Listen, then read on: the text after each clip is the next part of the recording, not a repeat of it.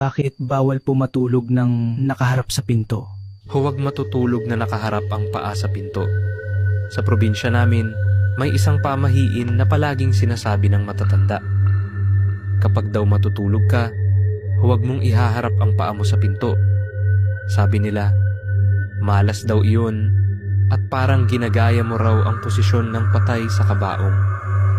Bata pa lang ako ay paulit-ulit ko na itong naririnig kay Lola.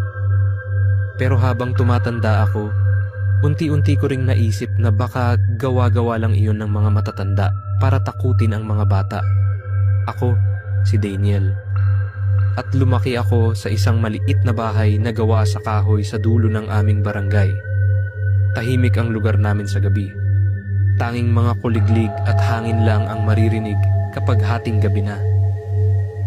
Isang gabi, napansin ko na binago ni Mama ang ayos ng higaan ko.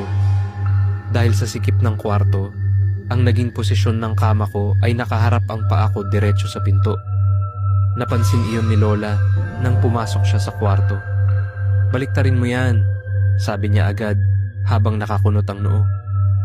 "Hindi maganda ang paa sa pinto." Napangiti lang ako. "Pamahiin lang yan, La." Hindi na siya nagsalita pero halata sa mukha niya na hindi siya komportable.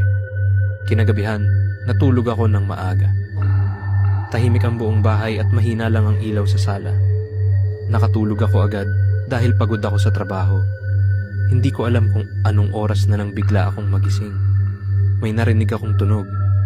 Parang may dahan-dahang naglalakad sa labas ng kwarto ko. Napatingin ako sa pinto. Medyo nakabukas ito at madilim ang labas.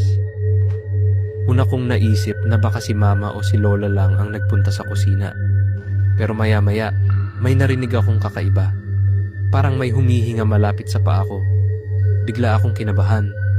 Unti-unti kong inangat ang ulo at tumingin sa may paanan ng kama. May anino roon. Nakatayo sa mismong tapat ng paa ko. Hindi ko makita ng malinaw ang mukha dahil madilim. Pero sigurado akong may nakatayo doon. Hindi ito gumagalaw, pero pakiramdam ko ay nakatingin ito sa akin. Nanigas ang katawan ko. Naalala ko bigla ang sinabi ni Lola tungkol sa paa na nakaharap sa pinto.